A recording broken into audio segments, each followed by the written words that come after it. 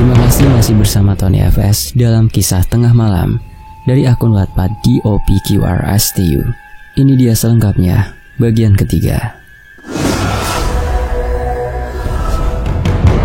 Larut semakin membaur dengan langit. Hujan semakin deras ditemani awan kabut yang semakin menebal. 9 anak manusia itu terpencar dalam rumah besar. Izul mencoba menggerakkan kakinya yang terasa kaku. Ia melirik sekilas Raina yang dalam keadaan kerasukan berjalan mendekat sambil bersenandung. Itu bukan Raina.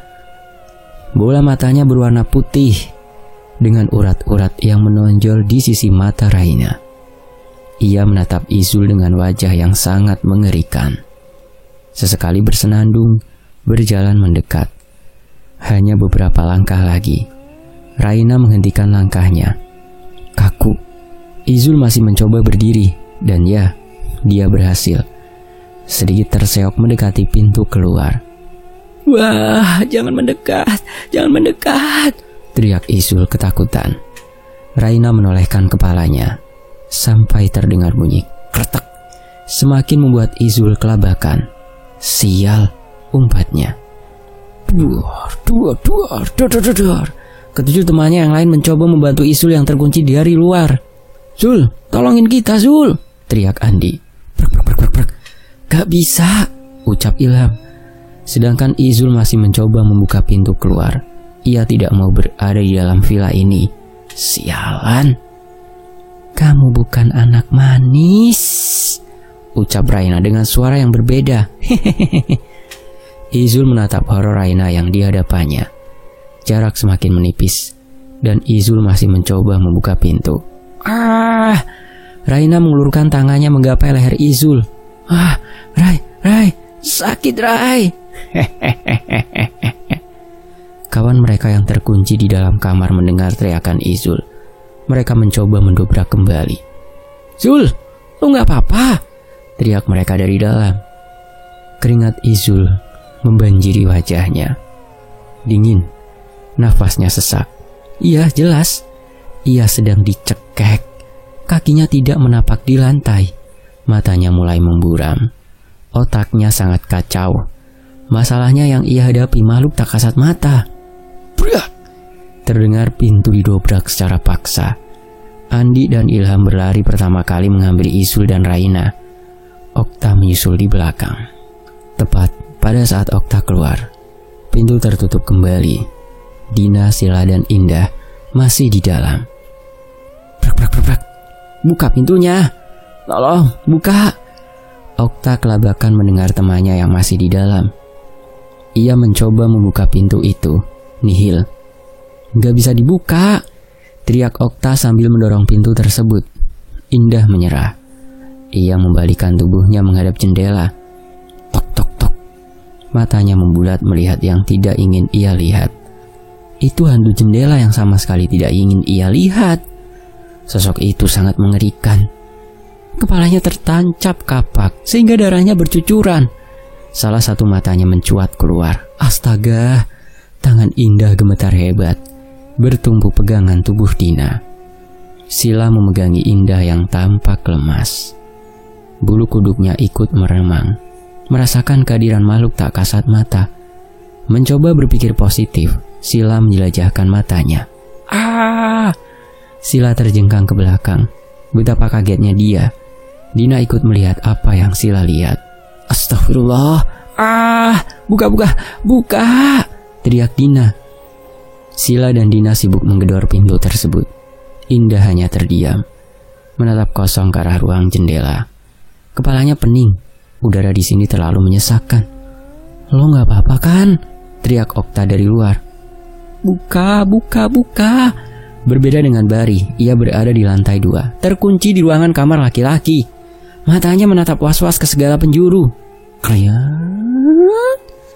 Perasaannya tidak enak mendengar suara lemari terbuka sendiri. Bari menorehkan kepalanya. Matanya sedikit menyipit karena kondisi ruangan yang gelap. Ia mengeluarkan ponsel, menyalakan icon center sambil berjalan mendekat ke arah lemari. Siapa? Hening. Tidak ada jawaban. Bari mengarahkan ponsel tersebut ke dalam lemari. Jantungnya berdetak lebih cepat. Tangannya gemetar, mencoba menelisik lemari. Kring. Bunyi decitan lemari tua itu memang sedikit membuat Bari menelan ludahnya berkali-kali. Kosong. Tidak ada apa-apa di sana. Buang nafasnya lega. Ia memutuskan untuk menutup kembali lemari itu. Tepat saat Bari berbalik. Makhluk besar berwarna hitam menutup mulut Bari dan mendorong Bari ke dalam lemari. Ia meronta.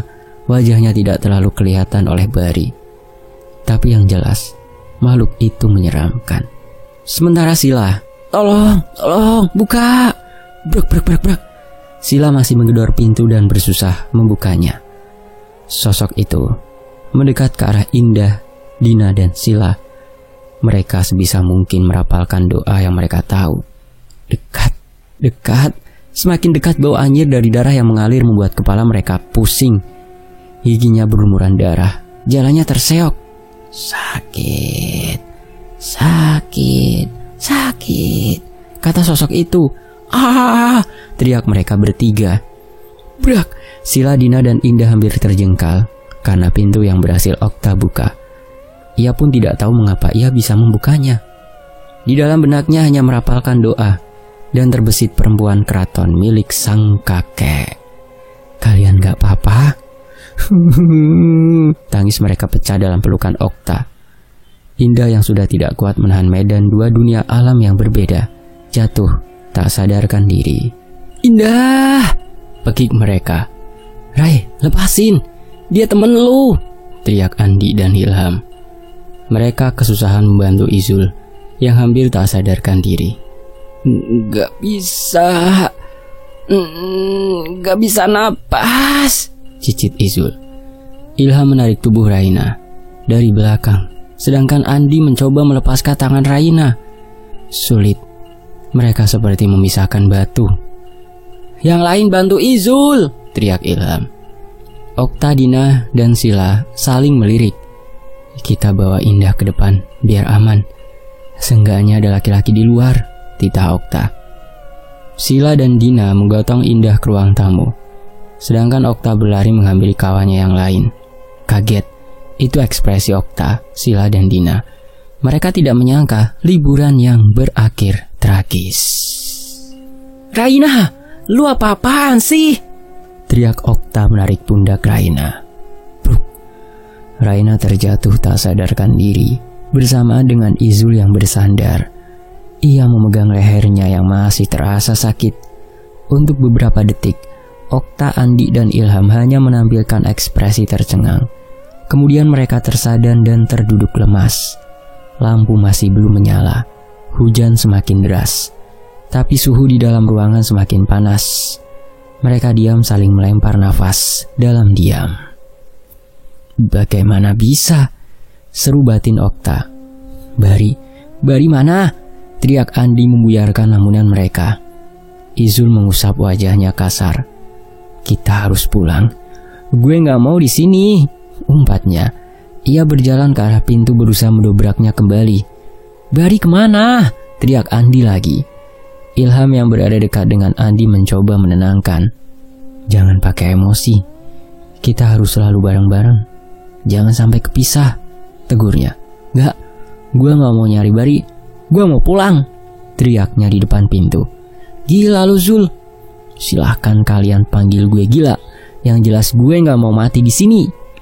Ilham berdiri menghampiri Izul yang masih mencoba mendobrak pintu tersebut dalam hitungan detik.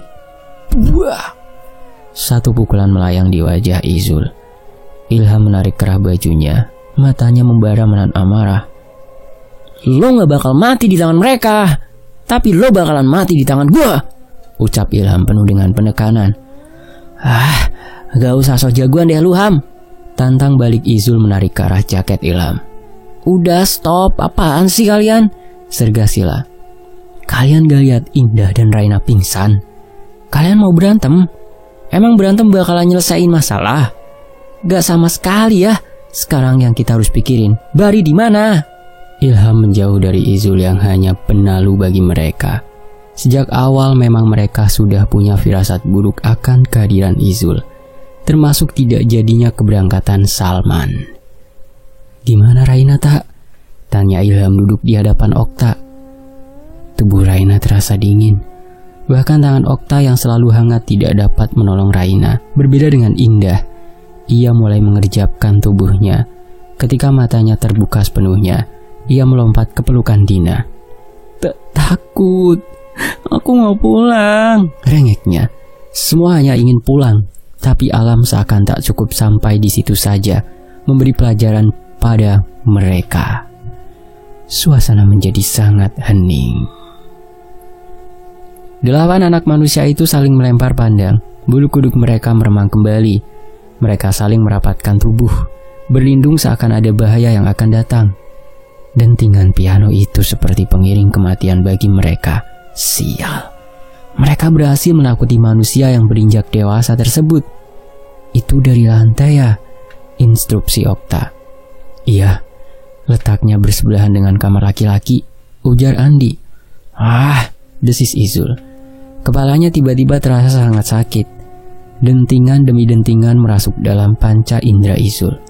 "Ah," keluhnya lagi. Darahnya berdesir hebat. Izul menutupi kendang telinganya yang terasa sakit bila mendengar musik tersebut. Zul, lu kenapa?" Panik yang lain menghampiri. "Ah!" teriak Izul semakin kencang. Semua mata membulat. Darah segar mengalir di telinga Izul. Sedangkan yang ditatap jatuh berlutut lemas. Nafasnya tersengal-senggal, mencoba menahan sakit. Mereka menghampiri Izul yang mengerang kesakitan di lantai. Telinganya keluar darah segar yang mengalir.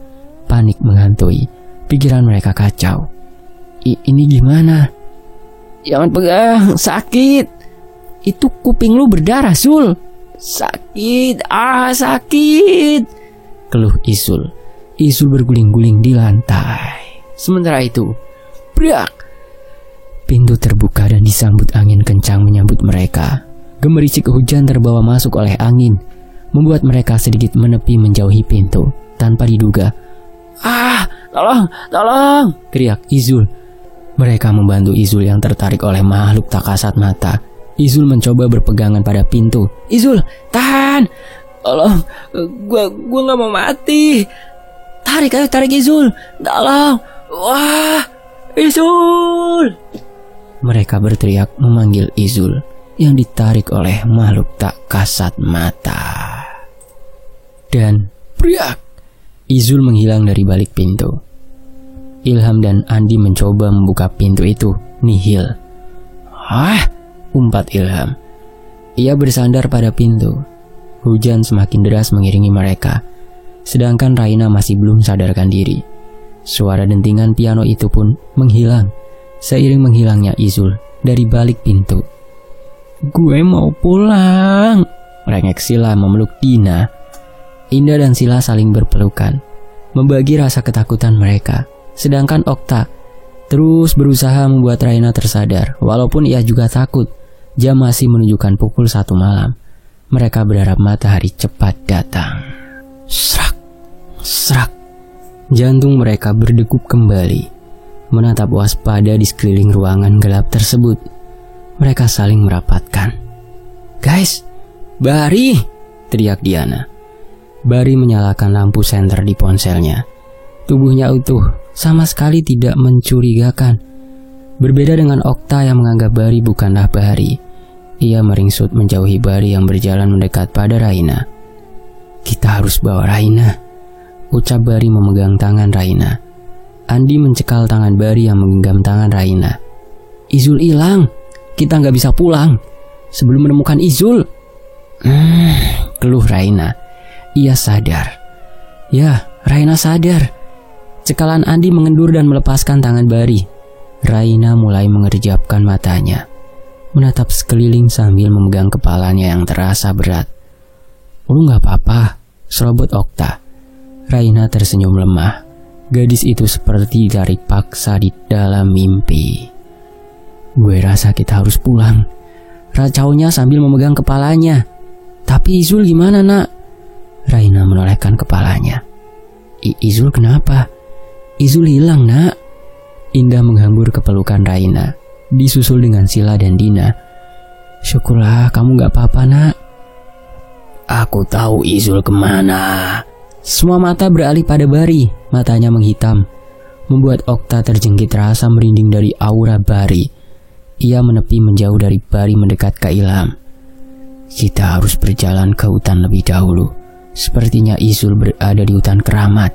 Sial, kenapa harus hutan keramat itu lagi? Pikir mereka. Kalau gitu, kita nunggu matahari terbit, baru cari dia, seru Ilham. Semua mengangguk menyetujui kecuali Bari.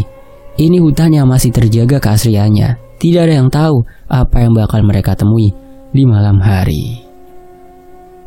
Kita harus pulang sekarang. Lu gila Bar, umpat Ilham. Lebih baik kita keluar dari rumah menyeramkan ini. Di luar lebih aman.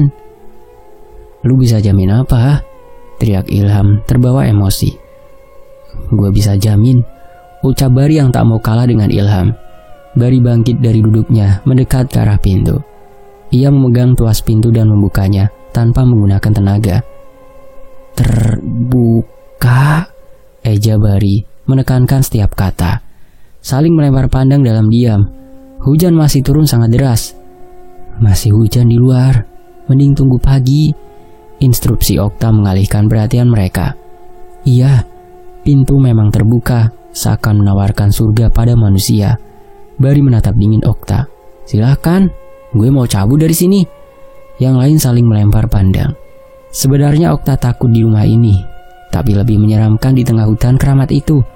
Dalam hati berharap ada temannya yang menemani. Oke, ada yang mau ikut di mobil gue sekarang? Suasana hening. Mereka ragu, dan walau bagaimanapun Izul tetap teman mereka. Gini deh, biar anak ceweknya pulang duluan bareng elu Bar. Biar gue sama Andi di sini. Gimana? Usul Ilham. Gue tetap di sini, nggak keluar dan nggak ikut Bari, ucap Okta penuh penegasan. Tak. Okta menoleh ke arah Sila. Ia menatapnya dengan tatapan memohon. Ia hanya bisa membalas senyuman paksa. Ada yang aneh dengan Bari. Itu bukan Bari, menurut Okta. Bari seperti kesurupan. Kalau lu Rai, ajak Bari. Gue ikut lo Bar, tuturnya. Okta mendesah pelan, tapi mau bagaimana lagi? Raina di sini pun menjadi pancingan medan makhluk tak kasat mata. Ia wangi dan manis di pandangan para makhluk tak kasat mata. Sil, dah, Dina, kalian ikut Bari ya, tutur Okta. Gak bisa gitu dong tak. Gue titip mereka sama lo Ham. Kok gue? Gue di sini nemenin Andi. Ham, mohon Okta. Oke, ponsel lo Sil, kasih ke Okta. Jadi setelah kita menemukan Izul, gampang komunikasinya. Dan lu Di, ini mobil, gue percayain sama lo. Mereka berpisah di teras villa yang masih gelap akibat padamnya listrik. Hujan perlahan reda disambut dengan udara yang sedikit menghangat. Deru suara mesin mobil yang dinyalakan memecah lamunan Okta. Logika berkata ia ingin melarikan diri, tapi perasaannya masih tertinggal di villa ini. Ada sebuah misteri yang menarik bagi Okta, dan lagi, Izul belum ditemukan. Okta menatap Bari yang melihatnya dingin. Ia tidak mengerti dengan tatapan itu. Lambat laun, senyumnya terukir di wajah mistis itu. Mereka menjauh meninggalkan gadis tersebut dengan teka-teki. Lo lihat tadi? Tanya Okta. Si Bari. Okta mengangguk berbarengan dengan hilangnya mobil ditelan kabut tengah malam. Seketika lampu villa tersebut menyala. Sial, umpat Andi. Gue rasa dia nggak beres tak. Andi menoleh ke arah pintu masuk, tempat di mana kejadian buruk itu bermula. Sedangkan Okta hanya menggigit bibirnya takut. Ia hanya bermodal nekat dan keberanian yang seujung jari kelingking. Masuk, ajak Andi. Okta membuang nafasnya gusar. Oke, bismillah. Dua anak insan manusia itu masuk ke dalam villa. Jangan tanya jantung mereka bagaimana. Mungkin masing-masing dari mereka saling mendengar debaran itu. Bukan debaran jatuh cinta, melainkan debaran ketakutan. Brak! Tepat ketika mereka masuk, pintu tertutup kembali. Okta mencoba membuka pintu itu. Nihil. Gak bisa dibuka, umpat Okta. Andi tidak menanggapi Okta. Ia malah melihat ke langit-langit lantai. Aneh, pikirnya. Tak, panggil Andi. Okta tidak merespon, masih sibuk dengan pintu yang tertutup. Tak, bener firasat gue, ada yang aneh dari villa ini. Okta putus asa dan berjalan menghampiri Andi. Tiba-tiba otaknya memikirkan perkataan Ujang. Kita coba ke lantai 2, tak? Mereka menyusuri anak tangga.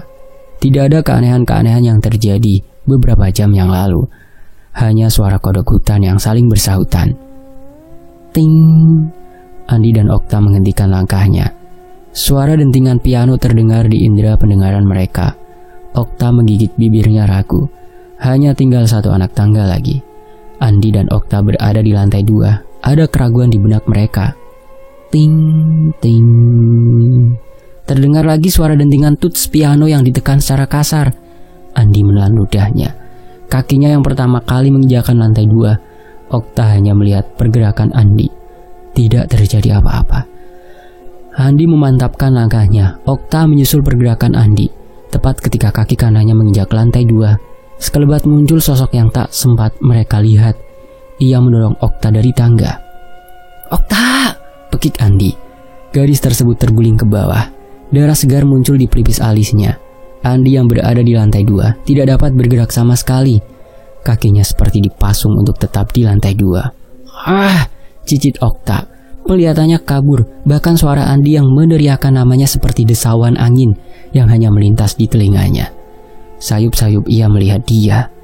Perempuan keturunan keraton yang pernah Okta temui.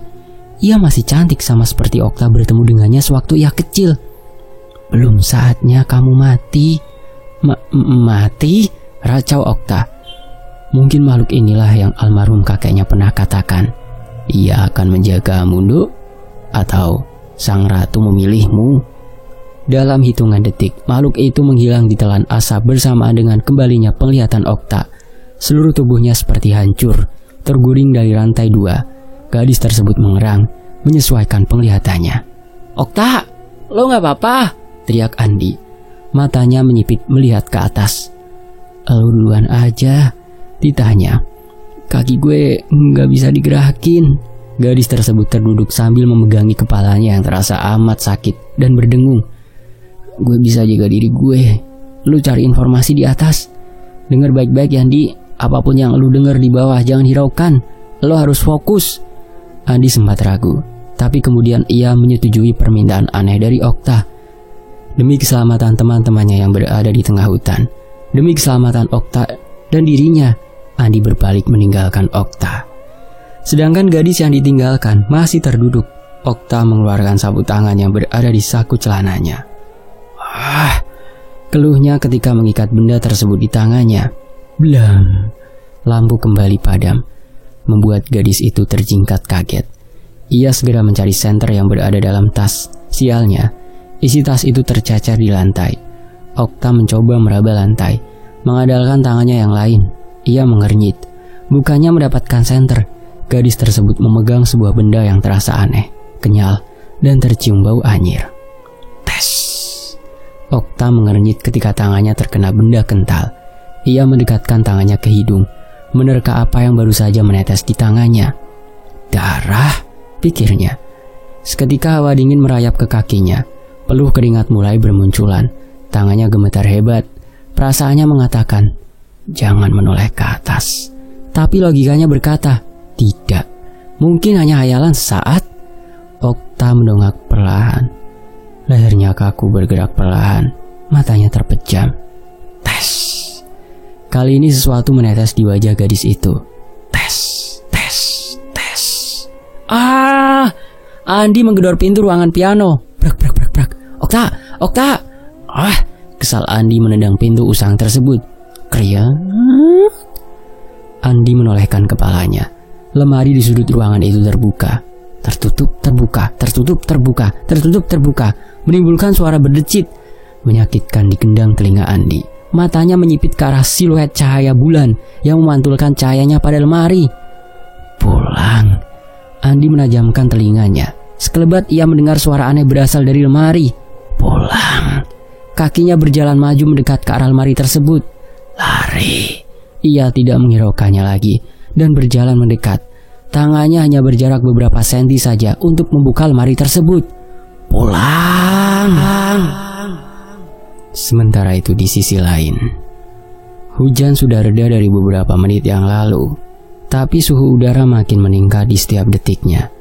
Ilham merapatkan jaket tebalnya sambil memperhatikan jalan.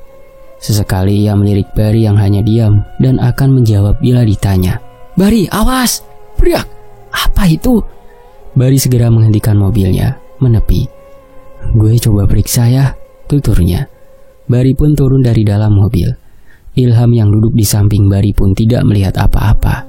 Hanya Sila yang melihatnya. "Demi Tuhan, tadi gue lihat perempuan di tengah jalan," teriaknya. "Ngada-ngada aja lu," umpat Ilham. "Swear Ham, lu gak lihat tadi? Wah gila, langsung merinding gue." "Mending kamu bantu Bari deh," seru Indah.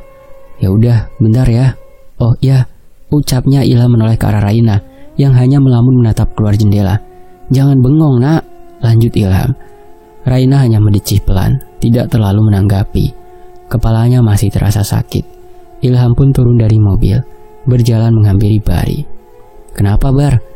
Bari tidak berniat menjawab, hanya melirik ban belakang pada mobilnya yang kempes. Sial, serius lu? Tengah malam gini dan kita ada di tengah-tengah hutan." Bari mendorong pelan bahu Ilham. "Jangan berisik, jangan ganggu penghuni di sini," bisik Bari dengan nada dingin. Ilham menutup mulutnya rapat-rapat, bukan karena ucapan Bari yang menakutinya, tapi aura yang terpancar dari Bari. Dalam hati menebak-nebak apa yang dipikirkan Bari sebenarnya. Sepertinya alam tak henti-hentinya menertawakan kesialan mereka. Gerimis kembali turun perlahan.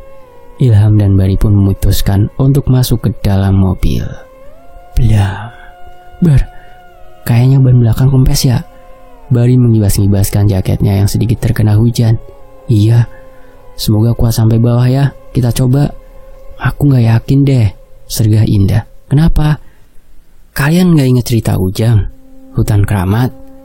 Maksudku seharusnya kalian percaya kalau dunia mereka tuh ada dan kita harus menghargainya." "Ya terus gunanya iman kita apa ndah?" balas Bari. Indah diam sejenak. Ia percaya ada Tuhan kok, sangat. Di keluarganya sangat mempercayai adanya Tuhan dan nilai-nilai ketuhanan. Tapi setiap agama pasti membahas tentang dia itu ada. Mungkin kebanyakan manusia normal menyepelekan hal tersebut. Tapi bagi Indah, ia sama sekali tidak bisa menyepelekan cerita-cerita rakyat tersebut. "Kita baca-baca aja ndah," usul Dina. Terserah kalian.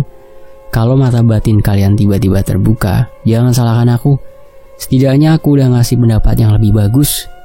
Setelah mengucapkan hal tersebut, Indah hanya diam memejamkan matanya sambil menggunakan earphone. Sama halnya seperti Raina. Ia hanya menatap keluar jendela. Ada yang mengganjal dalam benaknya. Perutnya tiba-tiba bergejolak untuk dikeluarkan isinya. Bar, berhenti dulu," sanggahnya. Dalam suara pintu mobil tertutup mengalihkan perhatian mereka. Raina menepi ke pinggiran hutan. "Pulang." Raina menatap sekeliling waspada. Sayup-sayup ia mendengar kata "pulang" di telinganya. Matanya memicing ke dalam hutan. Serak, serak, serak. Matanya seketika membulat. Teriaknya. Ia berlari mencoba membuka pintu mobil. Menggedornya untuk membuka. Buka, tolong buka." Bari dan yang lain terlihat panik melihat Raina berlari dengan tiba-tiba. "Tolong!" Sesosok perempuan dengan kain jari khas wanita zaman dulu berjalan mendekat dengan satu kaki. Satu kakinya bengkok dengan tangan yang bercucuran darah. Rambutnya menutupi wajah sang empunya. "Buka!" Indah mencoba membuka pintu mobil tersebut. Tetap tidak bisa. Dina menolehkan kepalanya keluar. Betapa kagetnya sosok yang tak jauh dari Raina. "Dah, lihat di belakang Raina," pekiknya. "Astaga!" kaget Sila. Ilham berpindah posisi ke tengah, menendang pintu mobil tersebut, tapi tetap tidak bergerak sama sekali. Sial, umpatnya. Bari ikut membantu menekan tombol otomatis dari balik setir. Nggak bisa, macet. Umpat Ilham mendorong pintu mobil tersebut. Brak. Tolong buka, takut. Ibu, ucap Raina. Hanya berjarak beberapa senti saja. Tangan sosok tersebut menggapai tubuh Raina. Ayo dong buka, umpat Ilham. Erangnya menendang pintu tersebut.